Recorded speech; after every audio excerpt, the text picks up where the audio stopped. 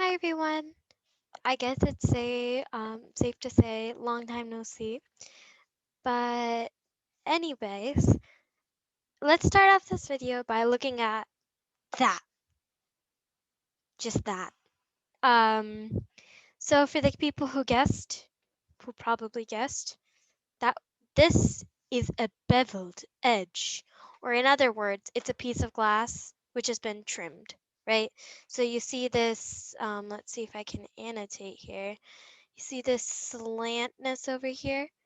This slant edge. That's called a beveled edge. And for those of you who are wondering why I am showing you a beveled edge, and in case you haven't read the title of the video, we are learning about Chamfer. So basically, a chamfer is this thing where is a tool in Onshape where you can create beveled edges, or basically not a very curved edge, but a slant sharp edge. Okay, so that was a mouthful to say. I'm just gonna clear all my drawings. Cool. So now let's actually go and start with our document.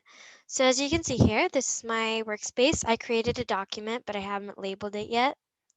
Okay, so then what we're gonna do is we're just going to click on the title and label it. Uh-oh, I don't mean to do that. We're just gonna click and label it Camphor Exploration. Okay, so now what we're gonna do is we're going to go to our top plane, and I'm going to try and show you guys how a beveled edge looks, or how to use the camphor tool, and in the end how a camphor tool looks like, right? So what we're going to do is we're going to create this magnificent piece of glass over here. Definitely not to size though.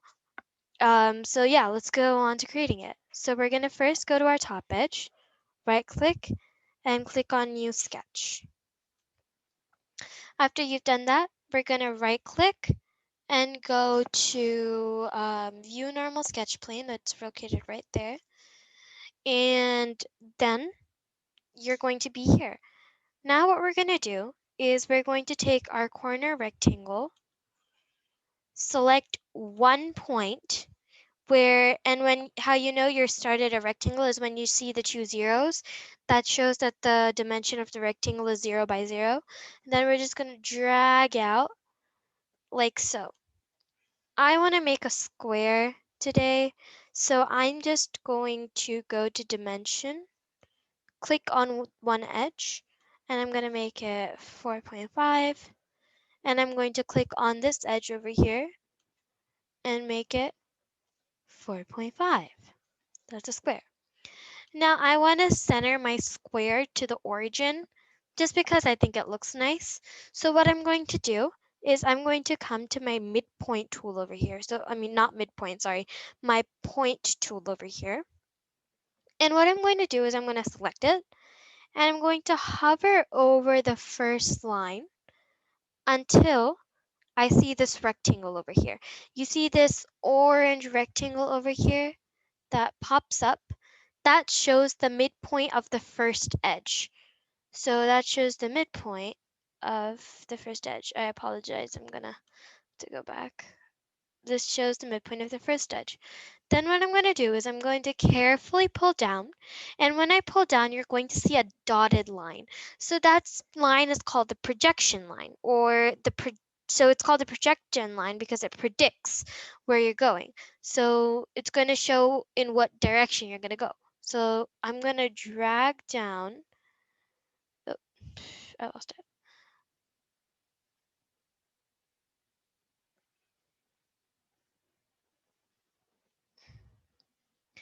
So what I'm going to do is I'm first going to make a point in the midpoint. So I'm just going to hover over the line until I see the rectangle. When I see the rectangle, I'm going to click and make a point. Then I'm going to hover over this line as well until I see the rectangle. And then I'm going to click. Then I'm going to drag out. Actually, hold on. I'm going to make a line going from across this point, from this point all the way to here to the other midpoint of this angle, of this side. And then I'm going to click on it again, and I'm going to make another line from this midpoint of one side and to another midpoint right here. I'm gonna click escape. Then what I'm going to do is I'm going to come to my point, and exactly where they are intersecting each other. So how I know that is I see the rectangle again. I'm going to click, and that's my center point. So now what I'm going to do is I'm going to show you guys how to use the trim feature. So how I'm going to do that is I'm going to go to the scissor over here. I'm going to select it, and I'm going to select this line segment. So here you're going to see that the entire line segment has been erased. Then I'm going to select this line segment, and by now you're going to get the idea. I'm just going to keep on going until I see no line segments other than the outer rim of the square. Then what I'm going to do is I'm going to take this point, the center point of my drawn circle, and I'm going to come to my constraints button over here.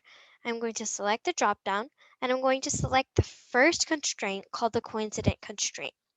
When I select it, I'm going to select this point and the origin and the center point of my square.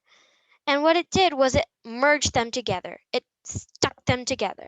So that's what the coincident constraint does. If you hover over it, Onshape gives you a little bit more detailed. So it says constraint two or more entities to share the same location in a sketch. So basically it means that it's going to take two figures and make it so that it'll be in the same position. So like what happened here. So if I'm just going to undo that, what happened before the coincident constraint is that this little dot, the center point of the square, was away from from the origin of the top plane, right? But when we selected the coincident constraint, I wanted my center point of the square to be in the center point of the plane. So when I selected both, they came into the same place. Okay. So now what we're going to do is, I apologize, we're going to extrude this figure. We're going to extrude this shape. So I'm going to finish my sketch by clicking on the green check. And then I'm going to come to my extrusion tool, and I'm going to select my square, and I'm going to extrude it to 1/8 of an inch.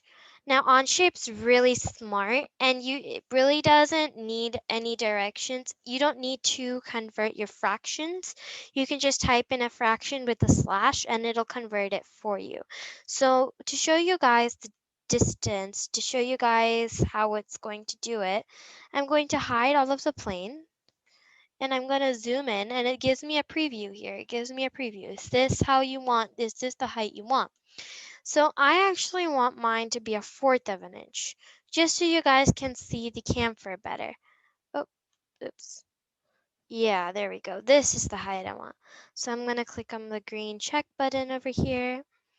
And voila, this is our magnificent rectangular prism, which is way too thick to be a rim of glass, but okay.